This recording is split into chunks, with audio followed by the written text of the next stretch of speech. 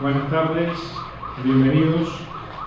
Como presidente de la Asociación de Iberoamericanos por la Libertad, es un honor presentar y organizar este evento Conversación en Libertad junto con la cátedra de Mario Vargas Llosa, con una de las figuras más destacadas, premiadas y sobre todo valiente, como es nuestra amiga, la filóloga, bloguera, periodista, escritora Yoani Sánchez. Como cubano y como persona que trabaja por la libertad, la democracia y el respeto de los derechos humanos, quiero aprovechar la ocasión para agradecer a Yoani su lucha, su valor, su tesón y su trabajo dentro de Cuba. Hoy tenemos el honor de contar con Mario Vargas Llosa. Don Mario Vargas Llosa, a pesar de acabar de llegar de un viaje de América, está con nosotros aquí, no solo por el cariño y el respeto a Yoani, sino también por su lucha por la democracia y la libertad, con la claridad y valentía, sin concesiones, en apoyo a la democracia de Cuba, que siempre Mario ha dado con relación a Cuba. Le damos gracias a nuestro amigo Mario porque su cátedra hoy también haya convocado este evento, porque haya estado aquí con nosotros, igual que a Juancho Armas Marcelo, director de dicha cátedra Vargas Llosa, que es un gran conocido por su trayectoria como tertuliano y colaborador en los medios, en distintos medios de comunicación, y escritor, y también por su lucha por la democracia de Cuba. Voy a decir solamente dos palabras, creo que todo el mundo está impaciente por escuchar a nuestra invitada de honor. Quiero decir que para la cátedra que lleva mi nombre es sumamente honroso, un verdadero privilegio participar en este acto de una persona que, como ustedes lo saben de sobra, encarna más que nadie probablemente en el ámbito de América Latina el amor a la libertad, las convicciones democráticas, y que desde hace tantos años viene demostrando día a día, sin temor a los riesgos, hasta qué punto está dispuesta a llegar por defender los valores y las ideas en las que cree. Hay muchas cosas que tenemos que admirar en Yoani Sánchez, desde luego su coraje, el inmenso amor que tiene a su país. Quienes leen su blog saben que no hay artículo, no hay texto donde este amor a Cuba, a lo cubano, a los cubanos, no se manifieste de una manera tan intensa, y no a través de la retórica, sino a través fundamentalmente de las opciones que defiende y aquellas que critica. Y creo que junto con esos enormes valores hay en Yoani Sánchez otra cosa que nos conmueve profundamente, que es su serenidad. Es muy difícil, si uno es latinoamericano, si uno es iberoamericano, participar en política, y en una política de tanto dramatismo como aquella en la que Joanny Sánchez participa a diario sin perder la serenidad, sin perder la ecuanimidad, sin perder las buenas formas y maneras. En las situaciones más difíciles, Joanny Sánchez no ha perdido nunca esa extraordinaria elegancia del espíritu que es la serenidad. Es un gran honor, es un gran privilegio para Madrid, para todos los que estamos presentes, estar junto a una mujer que encarna, repito, mejor que nadie probablemente en el ámbito de nuestra lengua, lo que es la cultura de la libertad y lo que uno, si tiene principios y cree en esta cultura, debe estar dispuesto a hacer por defenderla. Recibámosla con todo nuestro cariño, con toda nuestra admiración y con un muy fuerte aplauso.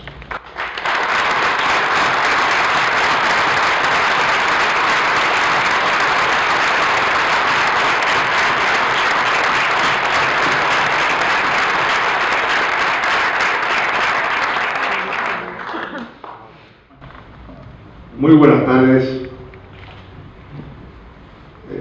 Cuando nos dijeron que venía Joanny Sánchez y que querían los cubanos aquí en España que la cátedra participara en este acto, yo dije, sin contar ni siquiera con Vargas Llosa, la cátedra es de Joanny Sánchez. Ella y las personas como ella nos dan una lección moral, una lección de valentía, una lección de dignidad y de integridad moral, lo repito, lo cual no es solamente una lección ética, es también una lección estética, sobre todo en Cuba, país que, no sé si ustedes saben, que yo conozco bastante bien. Mientras haya gente como Joanny Sánchez, estaremos siempre convencidos de que hay una esperanza.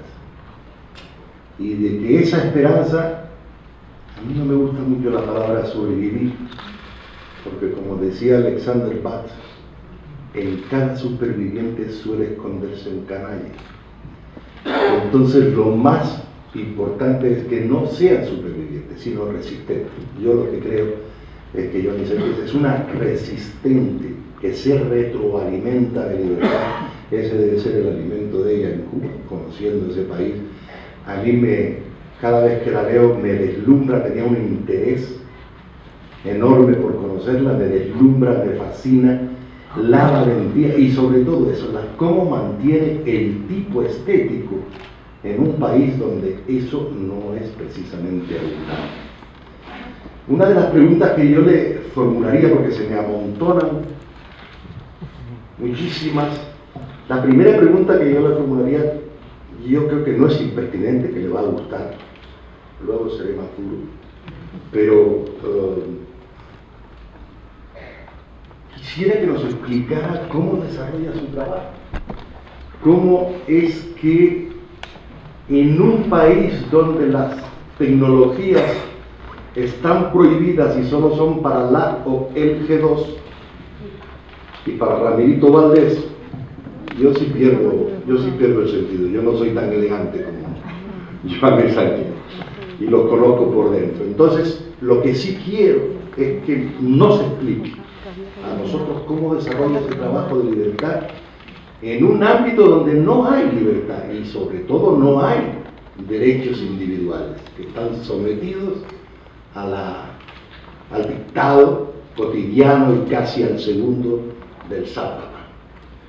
De modo que, por favor, explícanos a todos cómo es tu valentía cotidiana.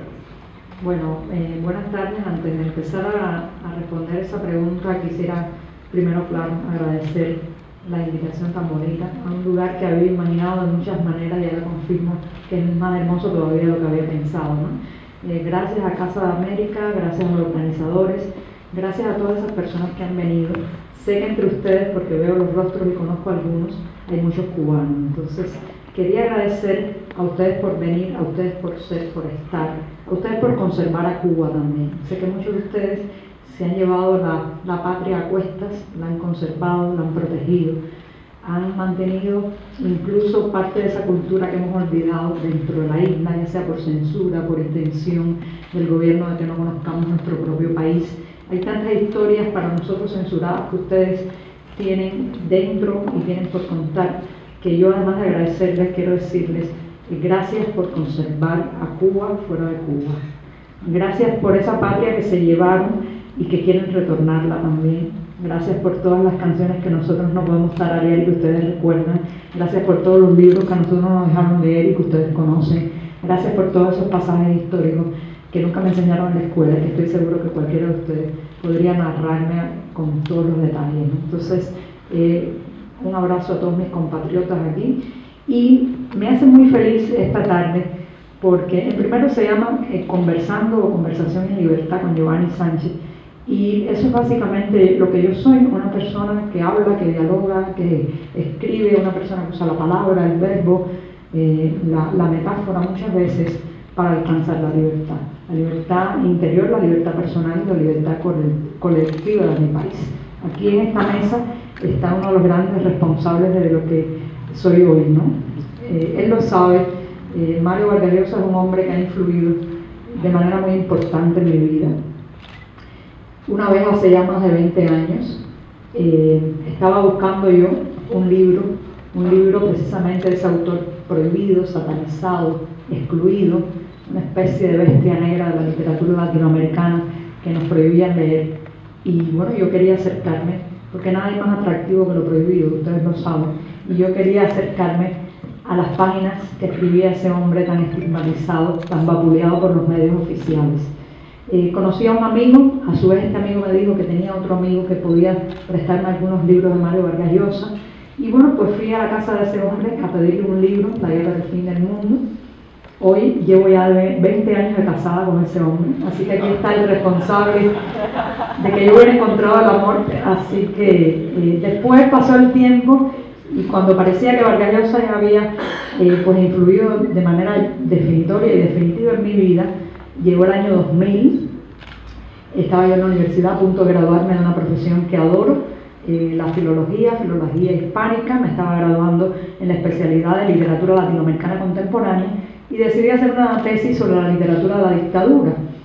Bueno, es un tema un poco espinoso, ya ustedes se imaginan, toda la definición de que es un caudillo, de que es un sátrapa, de que es una de estas personas que acumula tanto poder y que tanto han campeado por tierras latinoamericanas. Y entonces me pongo a hacer una selección de las obras que iba a tratar, y justo en ese año sale La Fiesta del Chivo, el libro de Mario Vargas Llosa sobre la dictadura de Trujillo. Ocurrencia mía, incluí el libro en el análisis y por poco me cuesta la graduación y el diploma. Me gradué, pero fue el principio del fin de una profesión. Ese día en ese tribunal, cuando vi a los profesores que me evaluaban, la complicidad también de mis colegas de aula con lo que estaba ocurriendo, con el intento de sepultarme ideológico y políticamente por aquella tesis, dije, ya no quiero ser filóloga. Ya no quiero ser filóloga ni ser especialista en las palabras en un país donde no puedo usar la palabra libremente. Entonces este hombre, no solamente a través de su literatura conocí el amor de mi vida, sino que también le cerré la puerta a una profesión que todavía tengo. Nunca puede uno desprenderse del ser filólogo. El ser filólogo es una enfermedad profesional que arrastro, pero dije, no quiero pertenecer a un mundo académico, a un mundo intelectual, a un mundo lleno de tantos dobleces, con tantas concesiones al poder, con tantas genuflexiones al poder como es el mundo académico, literario y editorial en Cuba. Así que en ese camino, y siendo una filóloga renegada, me asomé a lo que es ahora mi gran pasión, la tecnología. La tecnología que no tenía tantos dobleces. El código HTML es mucho más directo, más claro, más limpio, con menos dobles morales que todo el tema académico en Cuba. Y entonces me entregué a las teclas, a las pantallas, a los circuitos, a los cables, porque me parecía que en ellos yo podía encontrar realidades concretas, no máscaras, silencios ni mortazas. Y esas dos grandes pasiones, la filología, que parecía estar encerrada detrás de la puerta, pero ahí estaba, y los circuitos confluyeron en lo que es la obra de mi vida, que ustedes la conocen, mi blog Generación Y, empezó como un diario personal, una especie de exorcismo. Yo quería sacar mis demonios, tratar de escaparme de las mordazas, de la censura, del abrazo ese tan nefasto que es el oportunismo en mi país, donde tanta gente ha comprometido su voz, su escritura, su palabra por prebendas, por lamentablemente lo que yo llamo los obscenos atributos del poder, por ridiculeces.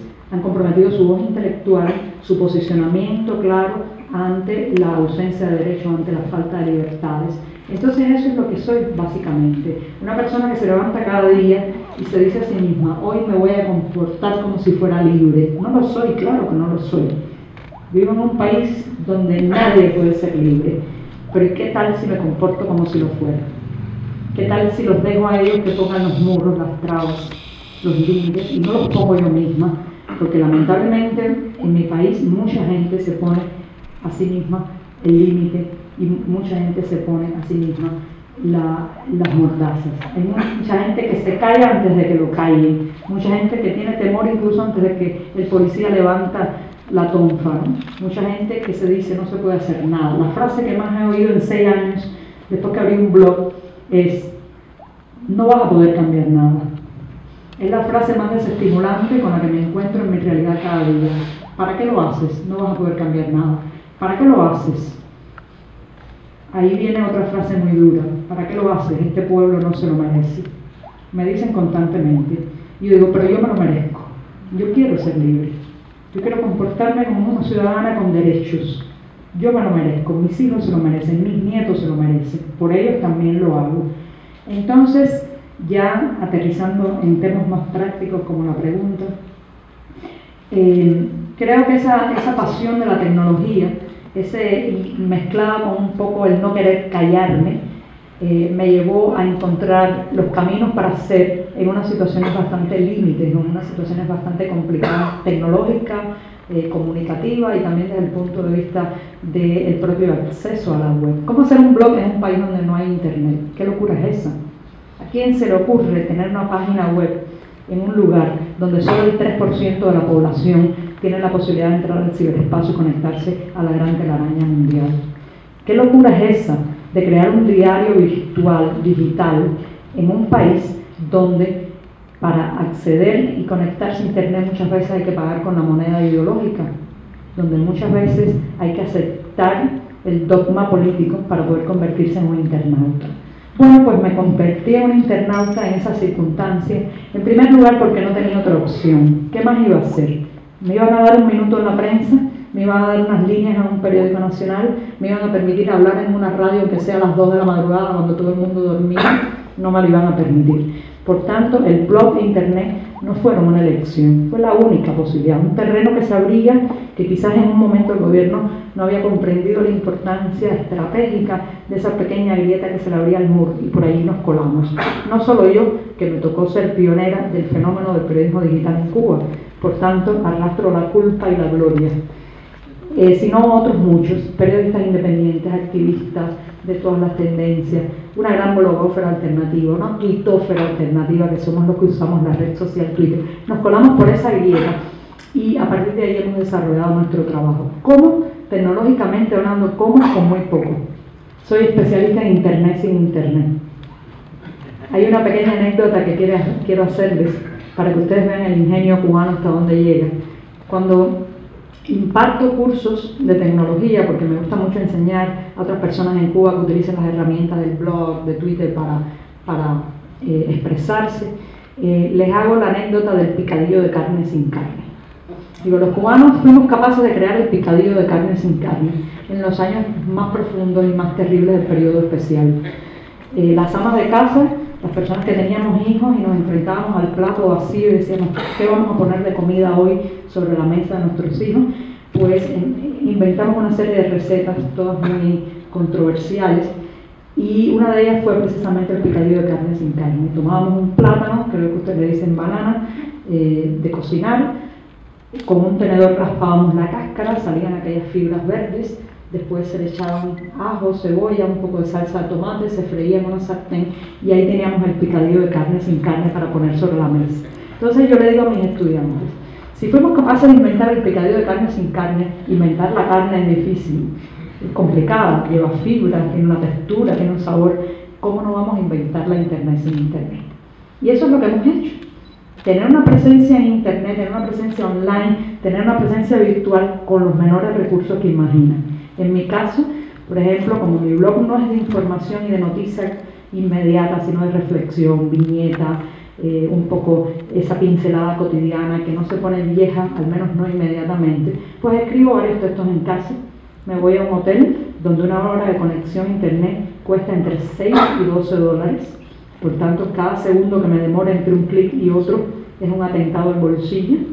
Y allí trato de dejar mis textos programados en un software maravilloso del que he escrito un libro que se llama WordPress. Dejo programados varios textos y de pronto el blog cobra vida y parece que estoy en internet sin estatus. Yo estoy en mi casa desconectada, en la isla de los desconectados, pero esa porción mía que es virtual está viva, regenerándose, actualizándose. Con Twitter, mejor aún. Con Twitter hemos descubierto que se puede tuitear por SMS, por mensajes de solo texto. Sé que algunos se sorprenderán.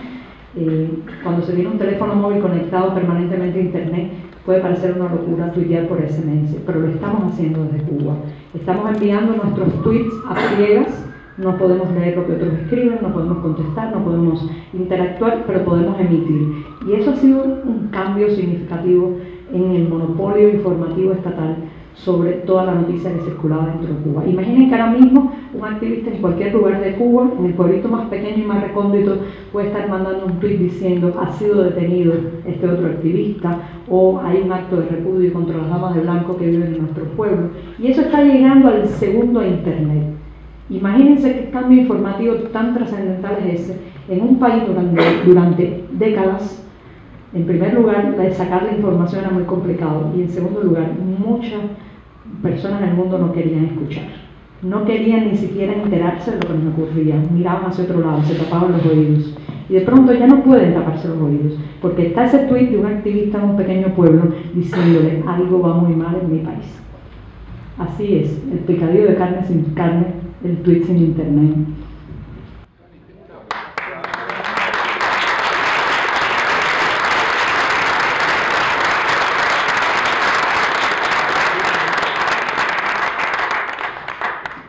Tengo una pregunta, Giovanni, que es la siguiente. ¿Es imposible que no tengas periodos de desánimo? ¿Qué haces en esos casos? ¿Cómo te enfrentas a esa prueba terrible, que no es la del policía, que no es la de las turbas? No, es alguien que dentro de ti te dice, esto es demasiado para mí sola. Sí, en esos casos me imagino a Giovanni Sánchez en 40 años, en un parque, el pelo blanco, esta misma trenza que tengo aquí, pero totalmente llena de canas, y un nieto cerca de mí, un nieto que hace muchas preguntas. Y ese nieto que hace muchas preguntas puede hacerme dos tipos de preguntas. Una, abuela, ¿y tú qué hacías? Y esa mirada incisiva del futuro, de una persona que todavía no ha nacido ni conozco, pero sé que va a existir, esa mirada no quiero sentirla sin poder responderle. Bueno, yo opinaba, tenía un blog, escribía en la web, enseñaba a otros también a poder canalizar y expandir su opinión. Para tener una respuesta que darle, una respuesta satisfactoria y no un simple yo no hacía nada, también hago lo que hago y de eso saco mi energía. Pero cuando la desesperanza llega aún más allá y no me basta con eso, me imagino al mismo pequeñín, los pequeñines son terribles con las preguntas que hacen, ese mismo pequeñín diciéndome algo como, abuela, ¿cómo se llamaban? Mastro, Gastro. Yo no, niño, se llamaban Castro. Esa pequeña amnesia del futuro, que no quiero que sea total, pero que sea al menos un pasar de página de una generación, eso me llena de esperanza. Ese nieto del mañana es mi principal estímulo.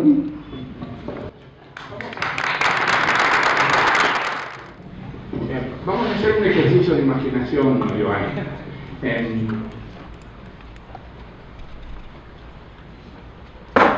¿Cómo podrían ocurrir las cosas en Cuba para que lo que tú y tantos cubanos quisieran, que es una democratización del país, una reconciliación del país, una modernización del país, ocurriera a través de una transición pacífica, sin violencia, sin sangre, sin esa tradición terrible latinoamericana de las divisiones y de los enconos. ¿Cuál sería ese proceso? ¿Cómo ese proceso podría darse en Cuba y en qué plazo podría darse? Es difícil porque hay muchos odios acumulados. El gobierno ha hecho una política de encarecer el cambio, ha fomentado mucho la división ideológica, ha asusado las pasiones. Es un gobierno además que no ha podido hacer una transición política gradual. Han comenzado unas pequeñas flexibilizaciones económicas que ya habíamos visto en los años del periodo especial y que ahora pues Raúl Castro se ha visto obligado a volver a emprender, pero sin embargo eso no va de la mano de una transición política, de una despenalización de la discrepancia, de una aceptación de otras fuerzas, de un permiso para la existencia de otros partidos. En un cuadro así la fractura puede venir en cualquier momento, ¿no? Lo otro negativo es que nos encontramos ante una sociedad civil muy poco educada cívicamente. Mi generación no conoce otra posibilidad, no conoce otra opción, está acostumbrada a que todo se lo orientan desde arriba, al Estado paternalista y que se entromete en todos los aspectos de la vida. Hay una gran ignorancia en temas de organización social, el poder propio de la ciudadanía, lo que se le puede exigir a los que gobiernan o al poder ahora y después. Entonces eso es un cuadro que me crea cierta desazón y cierta desesperanza. Sin embargo, hay motivos para esperar una transición gradual. ¿Cuáles son las señales? Bueno, en primer lugar, están muriendo. ¿Bien? La biología podrá lo que no ha podido la rebeldía. ¿Qué nos van a contar nosotros? En la generación histórica en el poder está llegando al ocaso de su vida. Me entristece que la vida de mi país dependa de la muerte de unos hombres, pero lamentablemente a eso nos han llevado, en esa situación nos han dejado, están muriendo. Cuando la desesperanza me cunde, me acuerdo también de una frase de los jóvenes soviéticos durante la perestroika, era la prehistoria de la perestroika. Ellos decían estos jóvenes soviéticos, ellos tienen el poder, nosotros tenemos el tiempo. Yo tengo el tiempo, mi generación también tiene el tiempo, la generación de mi hijo tiene el tiempo, la generación histórica ya no tiene tiempo. Por otro lado, la tecnología yo creo que va a ayudar mucho, la tecnología, la información, a saber cómo han sido estos procesos de transición en otros países. La cultura que no hemos obtenido quizás por formación, la podemos alcanzar por información, ¿no? Entonces, de ahí radica mi esperanza. Y por otro lado, la importancia de la comunidad internacional, del exilio, será trascendental en cómo ocurran las cosas. Si nos vamos a una espiral de venganza y revancha, si nos vamos a las manos entre los mismos cubanos, pues habrá que postergar el futuro medio siglo más. Si tenemos la lucidez de darnos cuenta que lo que ocurre en Cuba no solamente implicará Cuba, en Cuba se va a decidir en esa transición prácticamente los próximos 100 años de América Latina. Y no lo estoy diciendo cayendo en el error de tanto cubano que se cree el ombligo del mundo. Es que Cuba ha sido un símbolo para muchos, ha sido punta de lanza utilizada y manipulada por muchos. Si la transición cubana sale mal, nos espera un siglo difícil en Latinoamérica. Si sale bien y logramos demostrarle al mundo que podemos gobernarnos, que podemos también vivir en democracia, que podemos aceptar la pluralidad y la diferencia, será una señal importante. Entonces, bueno, ¿qué va a pasar? No sabemos, pero yo espero que sea pacífica, ¿no? Pero mira, hemos visto que hay muchas dictaduras en el mundo, muchas dictaduras de derechas y muchas dictaduras de izquierda. Mario le dijeron una vez, y en México creo que fue, si ya no era grandecito para distinguir entre las dictaduras de derecha y las dictaduras de izquierda. No hay distinción entre las dictaduras de derecha y de izquierda. Y además terminan cayendo. Es una dictadura tan personal como la de los Castro, que ahora trata de, una vez más, exportar, en este caso a Venezuela.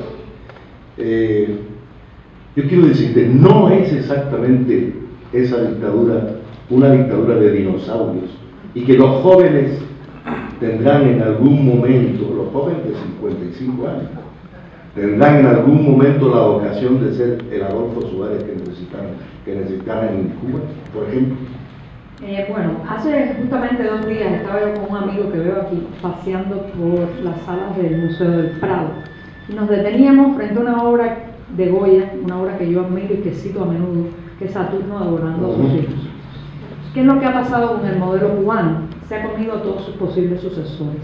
Ha defenestrado a todo aquel que estuvo una vez en los entramados del poder y que brilló con luz propia, que tuvo determinado carisma. Los últimos defenestrados, los últimos devorados de Saturno, los conocemos. Carlos Laje, que llegó a ser vicepresidente, y Felipe Pérez Roque, que llegó a ser el canciller cubano, ¿no? Ahora mismo, en este ocaso de su vida, cuando el reloj está a punto de marcar la medianoche, han mirado hacia los lados a ver quién queda. Y han descubierto a este hombre, Miguel Díaz-Canel, que es el actual primer vicepresidente, que ha aprendido muy bien la lección. Si brillas, sales del poder. Si tienes voz propia, te aniquilan. Entonces es un hombre que ha sido seleccionado más por su fidelidad que por su capacidad, más por su compromiso de continuidad que porque pueda ser un reformista. Hay que ver cómo funciona el día que no lo están mirando sus jefes, ¿no? De todas maneras, yo no pongo mis esperanzas en posibles reformistas dentro del gobierno. No estamos esperando un Gorbachev, no estamos esperando un Yeltsin. Si llega, que no beba tanto. Esperamos que no beba tanto.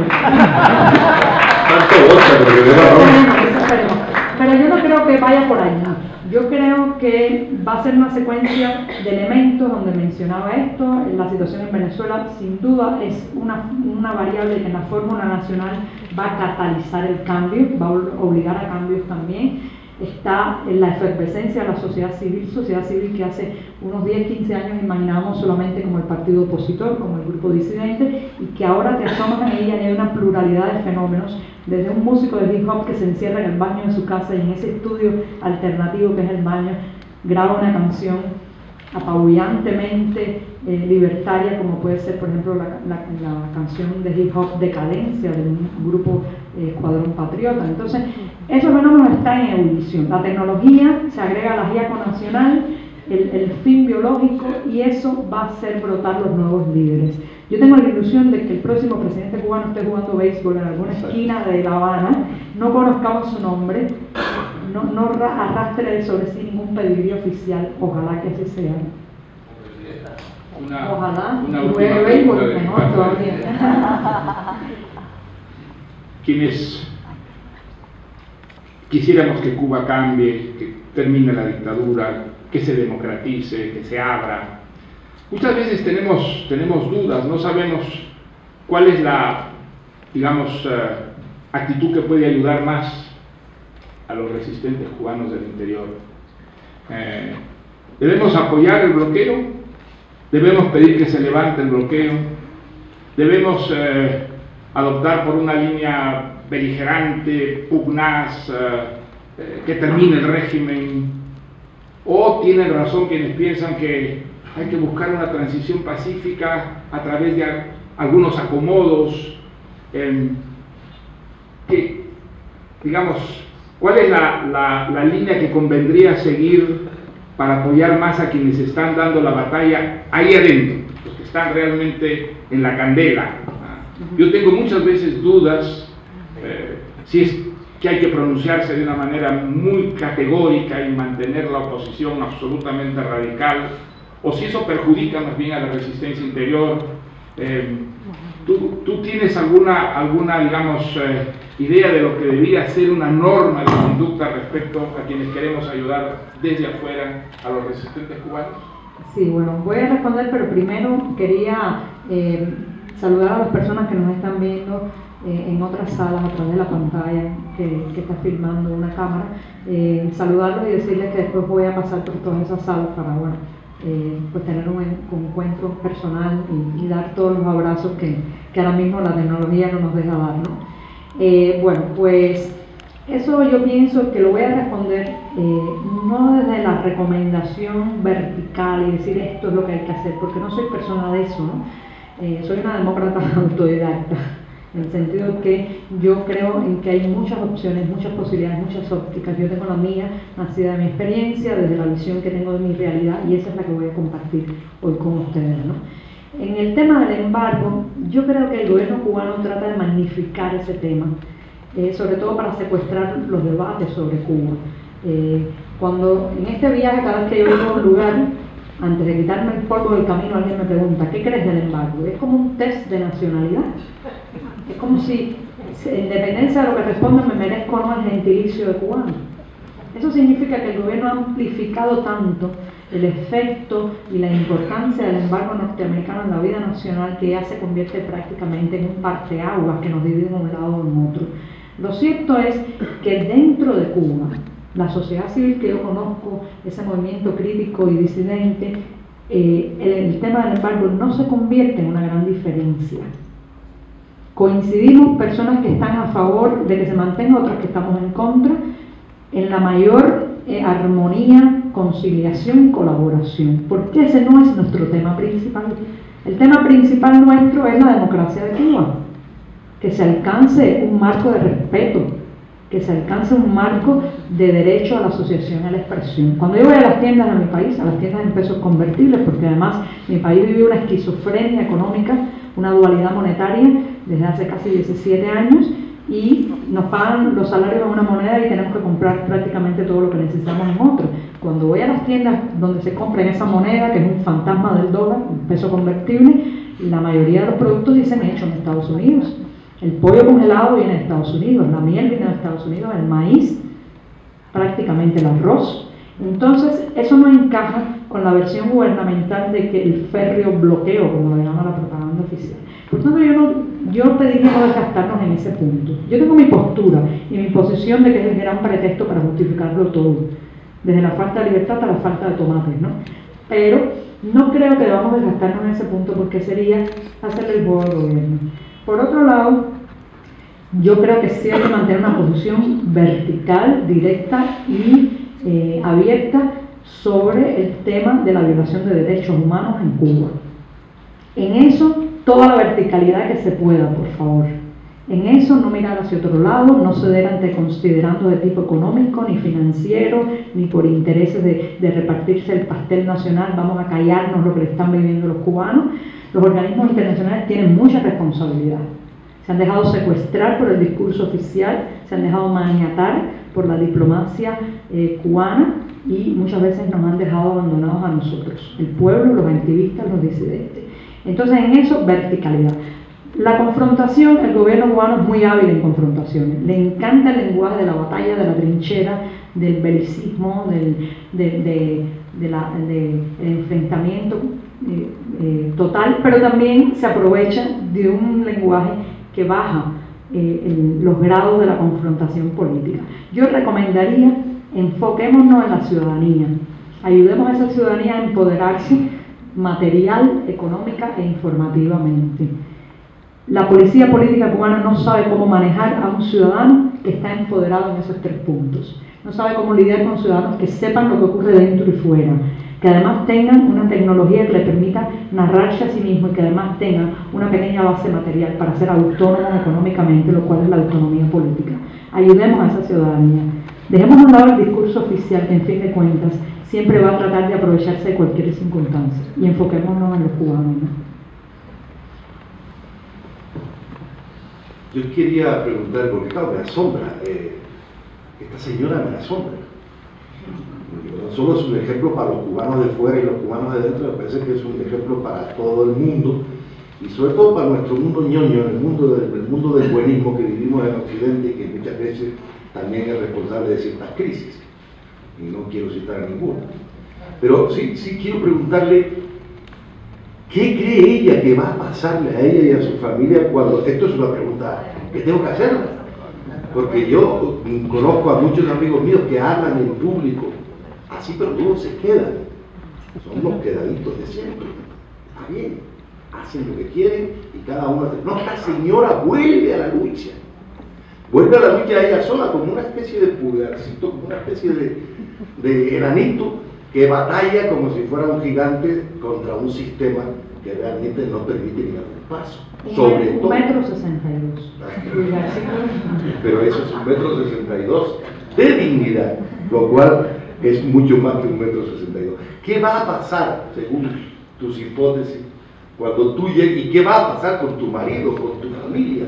Porque ellos, tú sabes que lo que hacen es encabronar a la familia, asustar a las familias de aquella persona que realmente es tan valiente como tú. Me espera el castigo, la palmada, el cocotazo, el encierro en el armario, muy probablemente. ¿Cómo se traduce eso? Bueno, habrá un aumento de lo que nosotros llamamos el fusilamiento mediático. Ataques difamatorios, he encendido a veces la tele nacional en el horario estelar y he visto mi rostro allí rodeado de los peores adjetivos: ciberterrorista, apátrida, enemiga, mercenaria, agente de la CIA. He tenido que vivir con eso, blindar emocionalmente a mi familia para que aprenda a vivir con eso. No es nuevo, es algo que le han hecho a todos los activistas. Se lo hicieron a Osvaldo Payá, se lo hicieron a Marta Beatriz Roque, se lo han hecho a mi amigo Dagoberto Valdés, se lo han hecho a todo el que ha osado criticar al gobierno, porque el gobierno cubano quiere destruir ética y moralmente a esas personas. Sin embargo, ¿cuál es el efecto? El efecto moderno, el efecto actual, no el efecto de hace unos 10 o 15 años, que el cubano está tan saturado de propaganda oficial y tan saturado de estos ataques a los críticos que eso se convierte realmente en una motivación para acercarse a la obra de estas personas, a ver de qué va esta muchacha que escribe en un blog que la ataca tanto la prensa oficial. Entonces se convierte realmente en una gran propaganda sobre nuestro trabajo. Eso se va a recrudecer, se van a recrudecer la vigilancia, la observación, mi línea telefónica que ya está tomadísima, va a estar más tomada todavía, la presión sobre mi familia, siempre te dan donde más te duele. Pero tengo una familia pequeña, afortunadamente, porque si tuviera que velar por muchos, sí estaríamos peor, ¿no? Es una familia muy pequeña, muy consciente del terreno movedizo donde estamos trabajando y moviéndonos. Nunca me han echado en cara nada, nunca me han dicho por qué lo haces, detente, nos metes en problemas. Entonces mi familia me protegerá también. Y por otro lado, este viaje con la visibilidad que decía que es positiva en un punto, es que yo creo que por al menos una semana y unos meses me voy a dejar de los calabozos y de los secuestros y de los golpes. No será para siempre, pero voy a aprovechar ese lapsus mínimo de protección física para correr hacia adelante.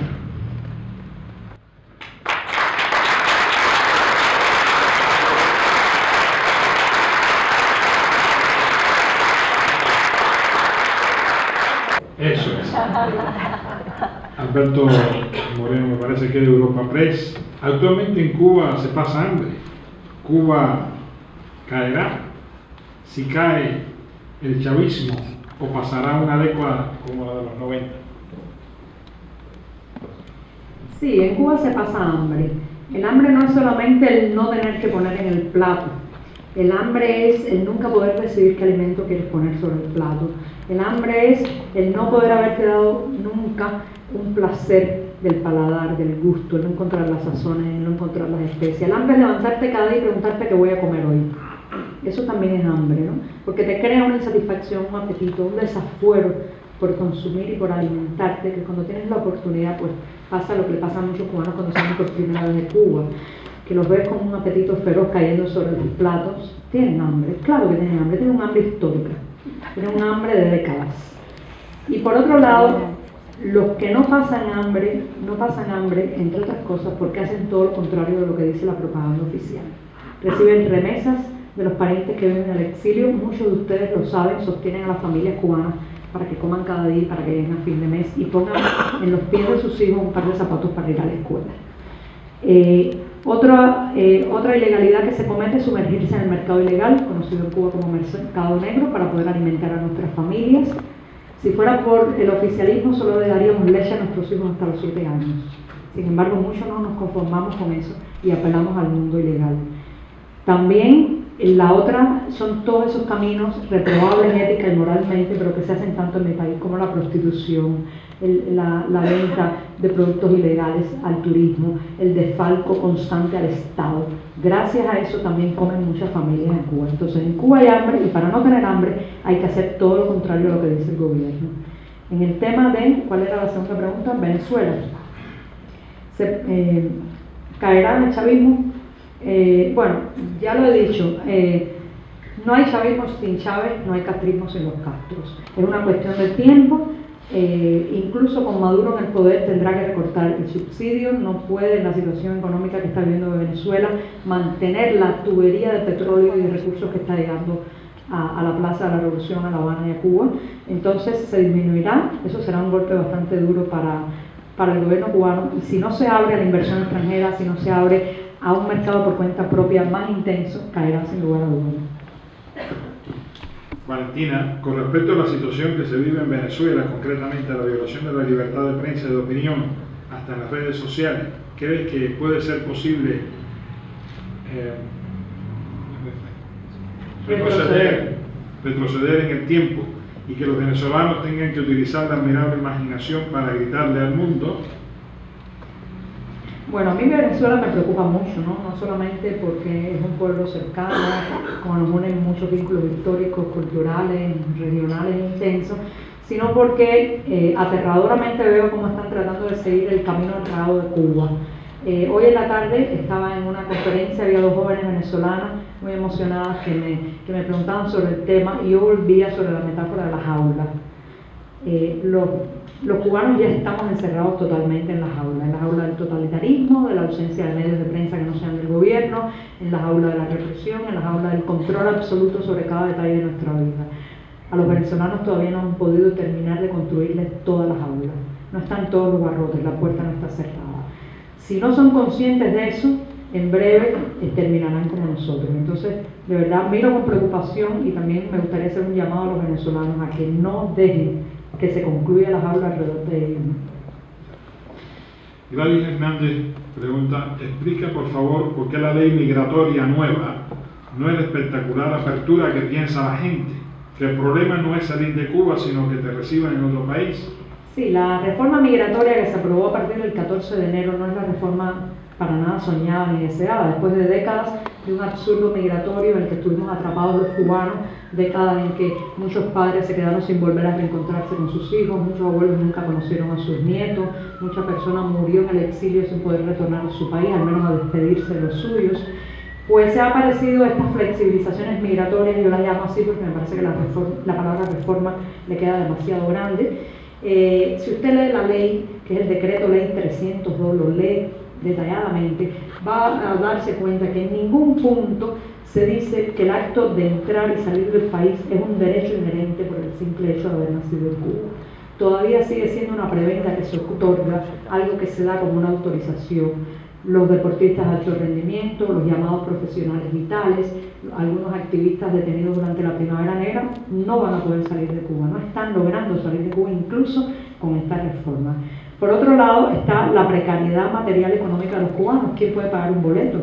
¿Quién puede pagar un vuelo hacia otro lugar? ¿Quién puede pagar un visado? Bueno, la gente que tiene amigos, familia, algún tipo de negocio ilegal que pueda costearse eso, familia en el extranjero me refería. Entonces, no es la reforma soñada, algo se ha abierto en el cerrojo insular, pero no hay para cantar victoria. Los exiliados siguen siendo los grandes olvidados, no pueden retornar a radicarse, no pueden votar, no pueden decidir sobre el destino nacional, no pueden comprar propiedades en la isla. Y en torno a si otros países lo aceptan o no, bueno, yo creo que estamos en la situación de muchos países latinoamericanos en ese sentido, ¿no? Lo que pasa es que en el caso nuestro pueden ser dos muros por saltar: el que otro país te acepte y te dé una visa, y el muro interior de que nuestro propio país nos debe salir. Por lo menos ahora vamos a concentrarnos en echar un muro abajo, después ya podremos negociar el otro, ¿no? Felipe Sánchez te pregunta, después de este viaje fuera de Cuba y tus conferencias, ¿crees que te dejen volver a Cuba? ¿Qué te harán al volver? Bueno, ya respondí qué me harán, así que voy a responder si me dejan volver. Legalmente sería una gran atrocidad que me impidieran regresar, porque estoy dentro del tiempo establecido por la nueva ley. Son 24 meses que un cubano puede pasar con esta reforma migratoria en el extranjero. Yo apenas voy a pasar un poco más de 80 días. Ya le he dicho a mi gobierno que si no me deja entrar legalmente me voy a convertir en la primera balsera en dirección contraria.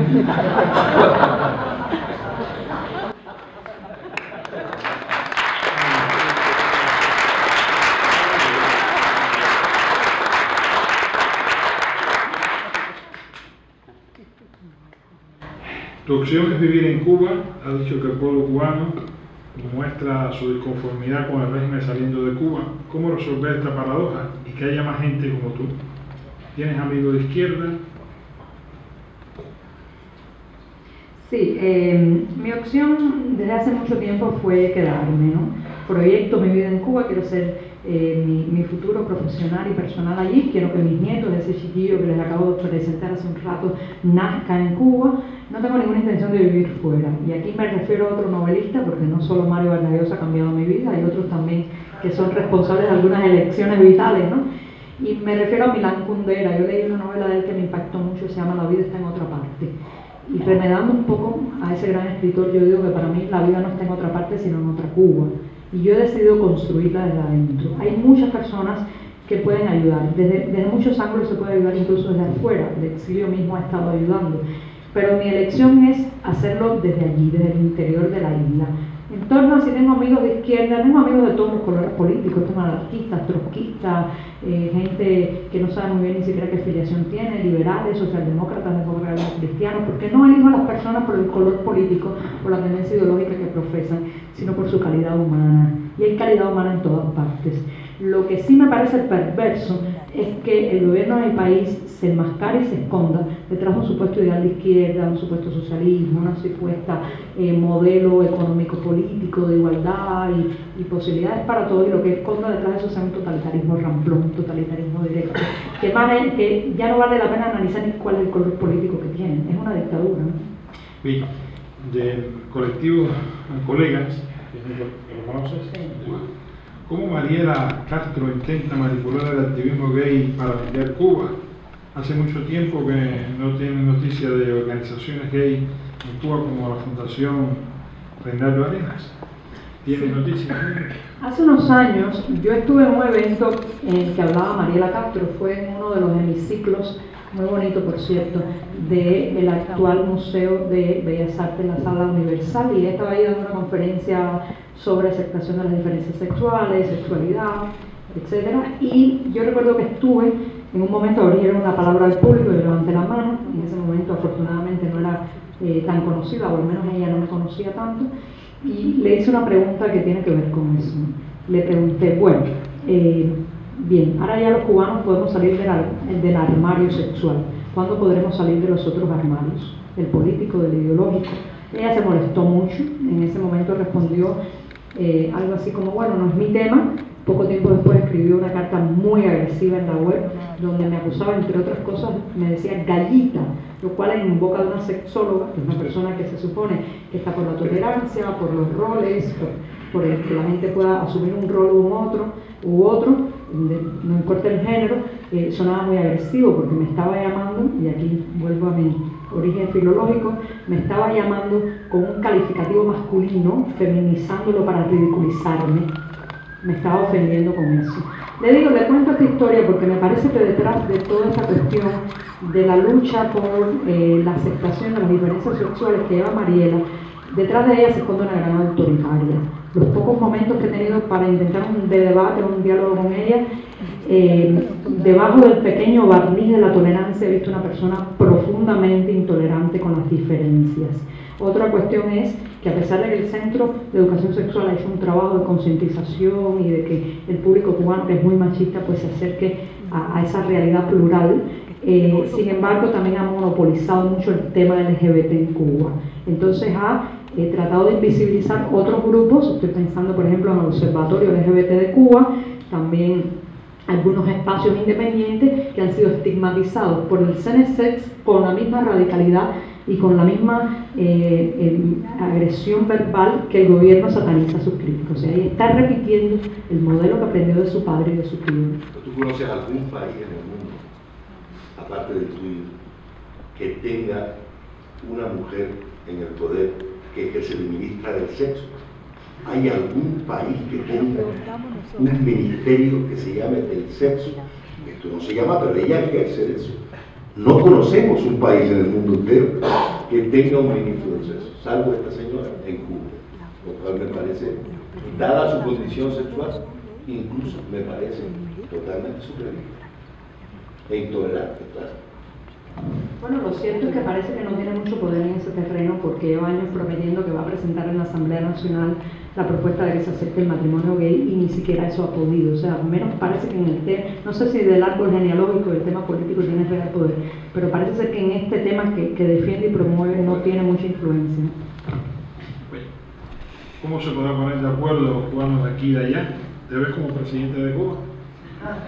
Bueno, yo creo que no ponerse de acuerdo, basta que nos demos cuenta cuál es el punto común que nos une, la unanimidad, el coro, donde todos gritemos al mismo tono y la misma palabra, no creo que sea necesario ni recomendable. A veces nos perdemos mucho en frases como la oposición cubana está dividida, el exilio está dividido, y lo que no nos damos cuenta es que somos democráticos. Somos democráticos, el gobierno no es democrático. El gobierno tiene que mostrar unanimidad, verticalidad, no puede haber voces diferentes. Nosotros sí podemos darnos el gusto, el placer, la infinita complacencia de ser plurales y diversos. Entonces aceptémonos como somos y encontremos lo que nos une. Lo que me une a mí y a un activista político, lo que me une a mí y a un activista LGBT, lo que me une a mí y a una persona que está haciendo hip hop o está haciendo performance o está haciendo audiovisuales en Cuba. Si nos concentramos en lo que nos une, yo creo que avanzamos bastante. No me veo como presidenta, la verdad. Me falta cinismo. Y no es porque crea que el cinismo es algo inherente a los políticos, sino porque me gusta meterme en problemas. Asumo el costo personal y social de decir lo que pienso directamente.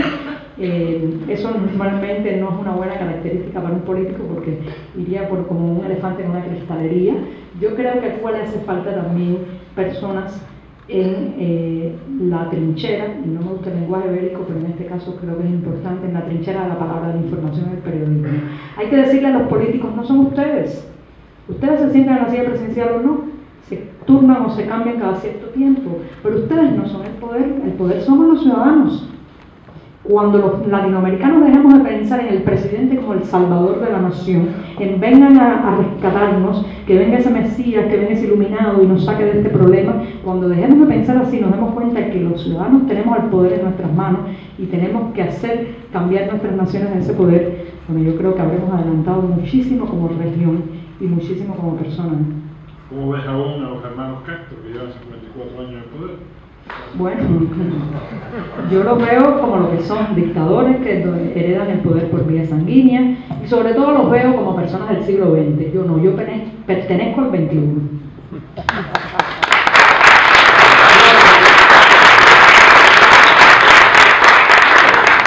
Creo que algo de esto has respondido ya, bueno, la pereza de los cubanos para enfrentarse a la ausencia de libertad de Cuba. Bueno, pereza, no creo que seamos perezosos genéticamente. Un cubano toma un avión, atraviesa el Atlántico, llega a España o a Bulgaria o a Polonia y una semana después tiene 3 trabajos, está trabajando 14 horas al día. O sea, no creo que la pereza sea algo que llevemos en la sangre, ni siquiera para ser ciudadanos. Lo que ha pasado es que la jaula cubana está muy bien montada, y entonces de pequeños nos dicen, nada se puede cambiar, el país no te pertenece, ¿qué vas a hacer tú? Esta misma frase desestimulante que yo les decía ahorita, para que te metes en eso, nada va a cambiar, este pueblo no se lo merece, y entonces eso paraliza. Y por otro lado, la apatía y la indiferencia se han convertido en una protección ante el exceso de propaganda política e ideológica. Pero repito y digo, yo los prefiero apáticos que fanáticos. De la apatía se despierta. Yo fui una adolescente apática, una joven apática, me escondí, me escudé, me colgué la máscara. Hice tai chi en la azotea de mi casa, yoga en cualquier lugar, todo por evadirme de la realidad. Y un buen día la realidad me confrontó, me encontró, me sacudió y me despertó. De la apatía se despierta, del fanatismo tengo mis dudas. Joanny, ¿conoces las publicaciones católicas cubanas Palabra Nueva y Espacio Laical? ¿Crees que contribuyen al despertar de la conciencia ciudadana en Cuba? Sí, yo pienso que sobre todo Espacio Laical está jugando un buen papel, aunque prefiero decir que me gustaba mucho más Vitral. Vitral, una publicación excelente que duró 13 años, que dirigía un hombre magnífico, un amigo intachable y un hombre que de verdad espero que influya bastante en el futuro de mi nación, que es Dagoberto Valdés, un pinareño, aquí hay algunos pinareños. Bueno, pues me gustaba más Vitral. Espacio Laical me parece interesante como espacio que se crea, pero no pongo mis esperanzas de cambio en lo que pueda venir de la Iglesia o la jerarquía de la Iglesia. Prefiero pensar que los ciudadanos laicos o católicos, santeros, protestantes, agnósticos con dudas metafísicas como yo, vamos a impulsar el cambio. Si la Iglesia nos acompaña, bien. Si no nos acompaña, también lo haremos, ¿eh?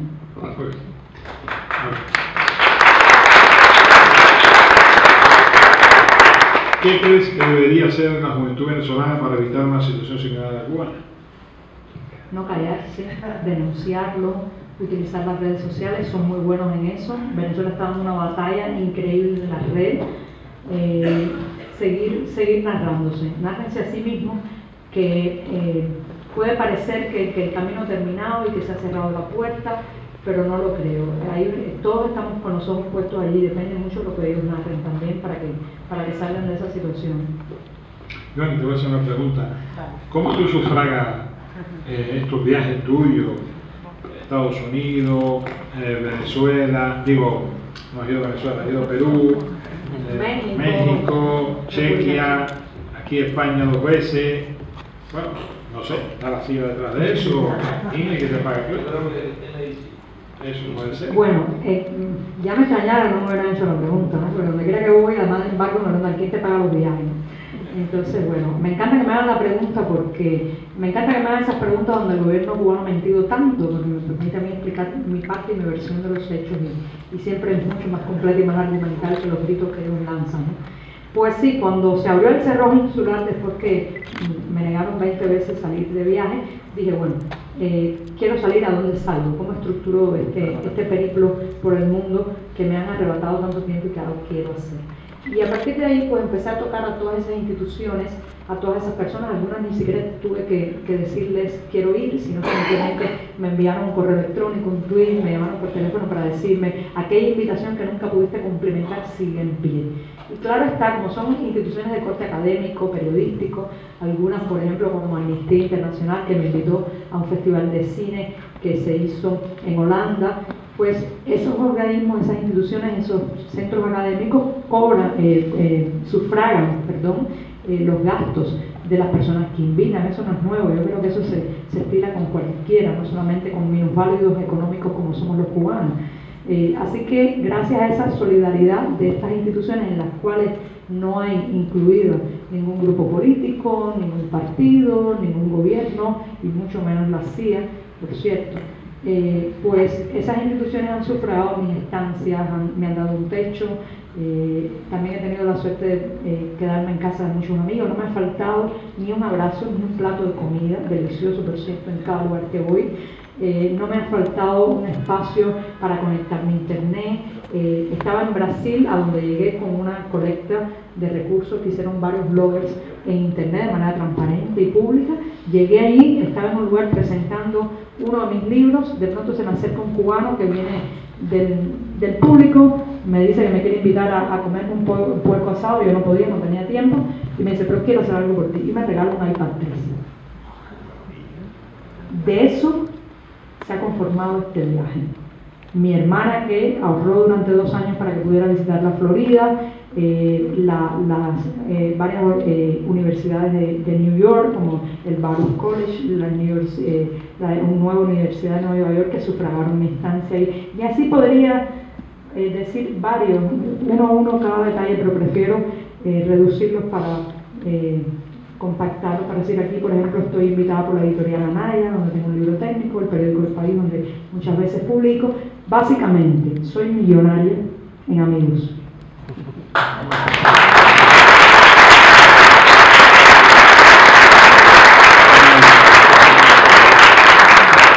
¿Tienen tu opinión sobre la situación de Ecuador y Venezuela? Bueno, como ya hablé de Venezuela, quiero también manifestar mi preocupación sobre Ecuador. Ahí hay muchos cubanos, como ustedes saben, durante un tiempo no se les solicitó a los cubanos tener una visa para visitar Ecuador. Eso trajo como consecuencia que decenas de miles de cubanos se embarcaran en una aventura hacia allí, pensando algunos utilizar Ecuador como un trampolín para saltar a otra nación. Algunos se han quedado atrapados en un limbo legal, donde el gobierno de Cuba no les permite regresar, no les da los documentos de regreso y están allí. Por eso estoy muy bien informada, porque tengo muchos amigos en esa situación. Es preocupante, sobre todo es preocupante los ataques a la prensa, es preocupante los atisbos de controlar la expresión de información, la libertad de asociación también que veo. Pero espero que no llegue, en el caso de Ecuador, a los puntos de Cuba, ¿no? A los extremos de Cuba. Espero que el pueblo ecuatoriano sepa escarmentar por cabeza ajena, ¿no? Al menos por nuestra cabeza. Bueno, dentro de la pluralidad y la disidencia dentro de la isla, ¿para cuándo la unidad en ese frente? Y te piden que si, o te preguntan si no quieres ser líder de ese frente pacífico. Yo creo que la unidad se está dando ya. Hubo un día muy dramático, pero con una energía muy sentida, que fue el 23 de julio del año 2012, el día del funeral de Osvaldo Payá, que estábamos allí en un templo católico, en una iglesia del barrio del Cerro, en la capital cubana, y allí estaban todos los opositores, los líderes de la disidencia, incluso personas que tenían puntos de vista muy diferentes a Osvaldo Payá, personas incluso que se podían llamar contrincantes políticos, y sin embargo supieron darse cuenta que era el momento de la confluencia, el momento de unirse. Ahí estaban. Yo creo que esos momentos cada día se están dando más, y afortunadamente no son en situaciones dramáticas. Se están dando en eventos, en determinadas reuniones, por ejemplo, ahora se está dando mucho la cuestión de la creación independiente audiovisual. Hay un programa magnífico que se llama Estado de Sax, que lo dirige Antonio Rodríguez. En la sala de mi casa también se filma un programa de televisión alternativa que se llama Razones Ciudadanas, y por esos micrófonos tratamos que pasen todo el gran espectro de la pluralidad del sector crítico. Eso es una manera de unirnos. No esperen solamente que nos tomemos de la mano y nos hagamos la foto con las manos unidas. No solo eso. Vean todos los pequeños momentos, todos los proyectos, todas las tareas que estamos haciendo juntos. Cuando dejemos de repetir la oposición cubana está desunida, eso es como un niño al que todos los días uno le dice es malcriado, se porta mal. Después ese niño ya no quiere portarse bien porque de todas formas van a decir lo mismo. Concentrémonos en lo que está pasando ahora, la confluencia. Bien, me alegro que hayas mencionado Osvaldo, porque había una pregunta con relación quién fue para ti Osvaldo Payá. Si quieres. Sí, yo creo que Osvaldo marcó a muchas personas, incluso más allá de la disidencia, un hombre intachable, un hombre ética y moralmente, de verdad, para homenajear y para imitar, ¿no? Yo, además de que lamento la pérdida física por el dolor que ha dejado su familia, por el gran vacío que dejó en la sociedad civil, yo creo que la Cuba futura se quedó huérfana, porque era un hombre indispensable para la transición, un hombre con un prestigio, con una ascendencia, con una posibilidad de aunar que con su ausencia pues ha quedado un poco ese vacío, ese espacio sin llenar. Te defines como transversal y posmoderna, pero te piden que te explique un poco. Es que la posmodernidad es esto, ¿qué soy yo? Blogger, periodista, filóloga, lectora de Mario Vargas Llosa, ¿qué soy yo? Bueno, esa es la modernidad. Usted ahora se va a una librería, se compra lo que cree que es una novela, llega a casa, de pronto descubre que es mitad novela, mitad recetario de cocina, y que al final en la última página hay un CD de música para que usted lo escuche mientras lee aquel libro. ¿Qué es una novela? ¿Es un recetario? ¿Es un reportaje? ¿Es un álbum musical? No es ninguna de esas cosas, y es todo eso. Nací en la posmodernidad, no me gusta definirme en moldes esquemáticos. Viví en un país donde había que ponerse la camisa de fuerza de lo que uno era. Siempre querían engavetarte, etiquetarte. Me niego a las etiquetas. Soy transversal, tengo muchos amigos convencidos de todas las tendencias políticas y de todos los colores ideológicos. Y me gusta ser así porque soy una persona puente. ¿Conociste la revista Encuentro de la Cultura Cubana allá en Cuba? ¿Significa algo para ti? Muchísimo, muchísimo. Encuentro fue un electroshock en una cultura y en un academicismo dormido, aletargado. Encuentro, yo creo que fue la primera brisa fresca informativa de reflexión, de tocar temas nacionales largamente postergados que tuvimos una generación de cubanos. Aquella revista de Encuentro llegaban a ser casi tan preciadas como los libros prohibidos de Milán Kundera o de Vázquez Haber, ¿no? Las pasamos de mano en mano. En mi casa tengo una colección que creo que es de lo más leído de nuestra pequeña biblioteca personal y pública, y sí, marca, ha dejado un buen recuerdo, y el portal que tienen ahora Cuba Encuentro yo creo que es uno de los más visitados también desde Cuba, sobre noticias que se reportan o se escriben pues en el exilio, ¿no? Bueno, digamos una fórmula para luchar contra el mito que oprime Cuba. ¿Qué responder cada vez que nos dicen el eterno mantra que no tienen libertad, pero sí sanidad y educación.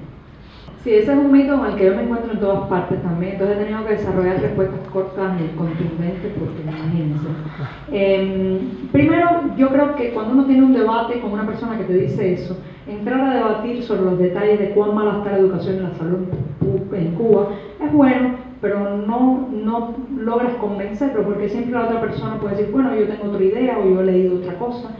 Yo, por más que he explicado el drama de los hospitales cubanos, uno tiene que ir desde la almohada hasta el hilo de sutura, a veces llegas allí y te encuentras una sofisticada máquina de tomografía axial computarizada, pero no hay un termómetro, o de pronto estás frente al gran cirujano, el neurocirujano, quizás uno de los mejores de Latinoamérica, pero el pobre hombre tiene roto los zapatos, o fue a trabajar en bicicleta porque tiene un salario de menos de $30 al mes. Cuando yo explico esos claros oscuros, siempre la gente se queda así un poco como, bueno, puede ser verdad, puede ser mentira. Y entonces le digo, bueno, vamos a suponer que es verdad. Vamos a imaginar por un momento que tenemos el mejor sistema educativo y la mejor salud pública del mundo, cosa que es totalmente falsa, pero vamos a imaginarlo. ¿Por qué eso tiene que convertirse en una moneda de cambio ideológico? ¿Por qué tiene que convertirse en un motivo para callarnos? Yo no soy un pájaro que me conformo con alpiste y agua, yo quiero volar. No me justifiquen más las aulas con el alpiste y con el agua. Yo quiero alpiste, quiero volar. Y si la condición para no volar es el alpiste, entonces sin alpiste pero sin jaula.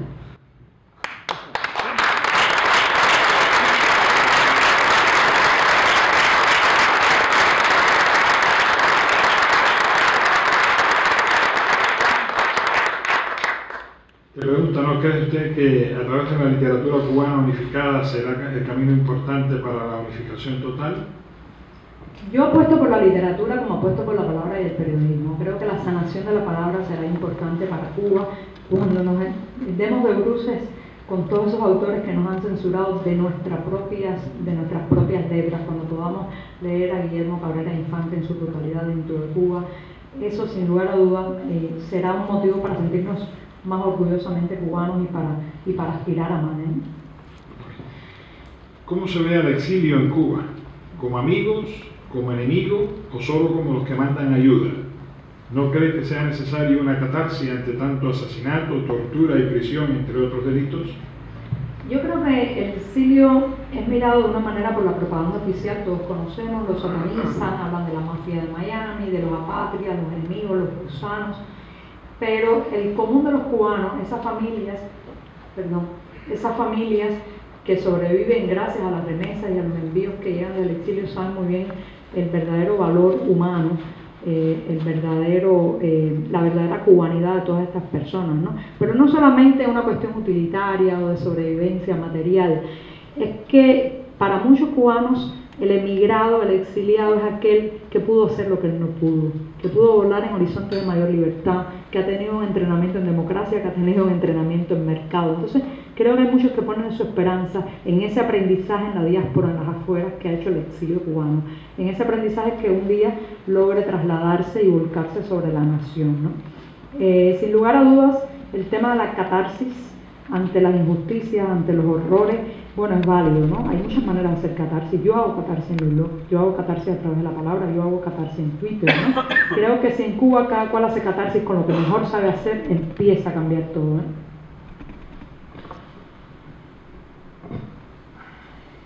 Se habla de Cuba, de Venezuela, el tiempo pasa con ello, pero ¿cómo ve usted el caso de Ecuador, donde Rafael Correa, con su visita a España y Europa y sus promesas laborales, hace que el pueblo cautivo olvide la falta de libertad de expresión? Sí, como...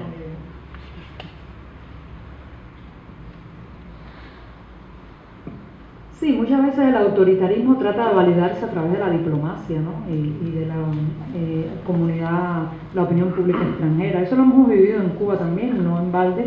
Ahora mismo Raúl Castro pues preside la CELAC, ¿no? Es una manera también de tratar de lavar el rostro de un autoritarismo a partir de insertarse y ponerse al mando de estas estructuras regionales e internacionales. Sin embargo, lo que hay que tratar de convertir eso, que ya parece ser que es irreversible la decisión, ya está tomada, tratar de voltear la moneda.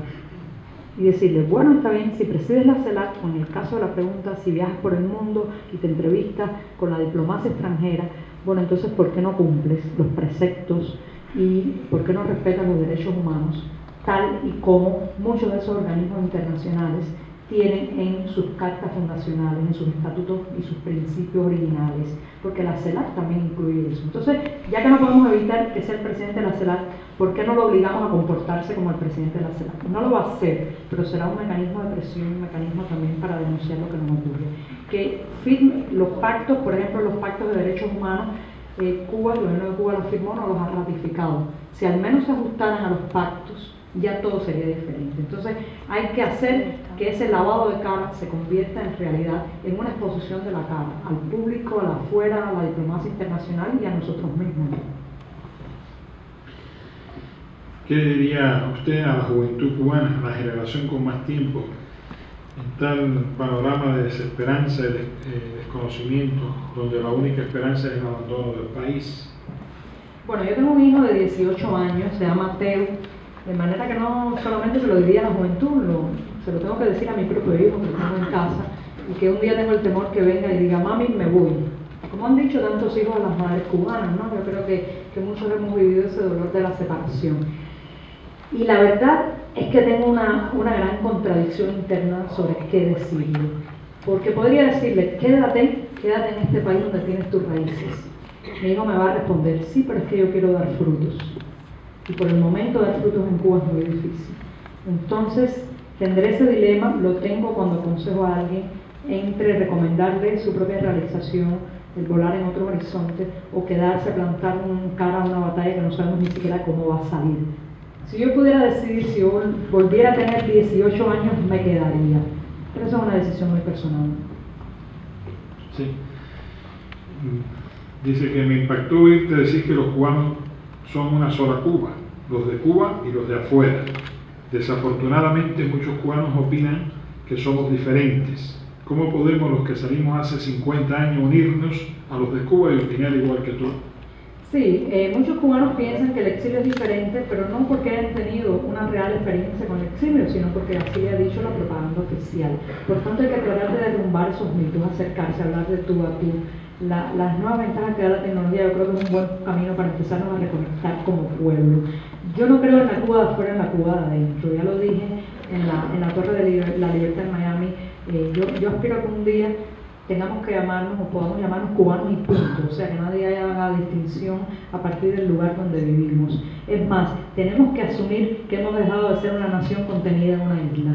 Somos una nación que se expande hacia afuera. Utilicemos todo ese caudal, aprovechemos toda esa energía, todo ese conocimiento adquirido fuera de nuestra frontera.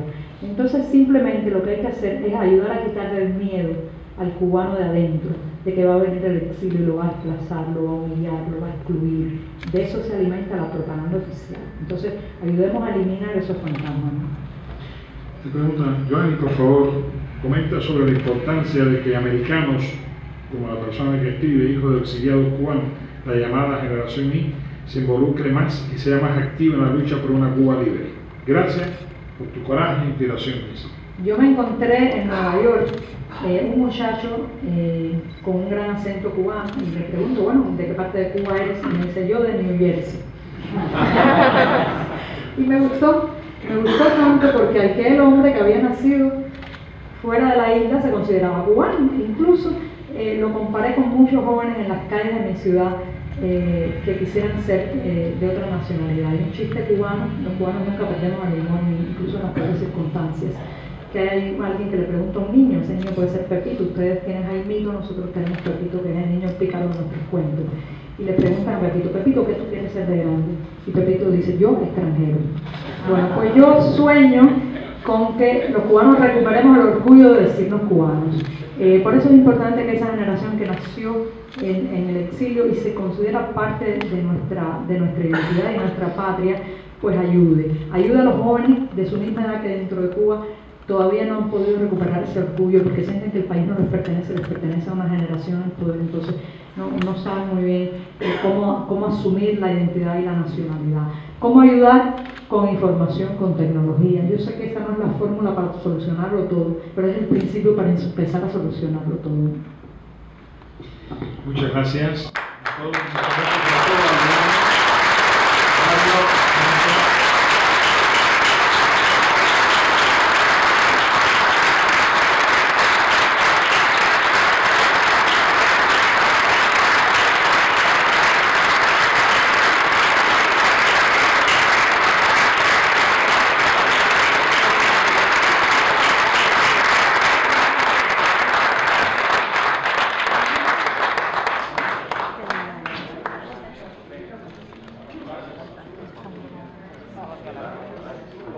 Gracias.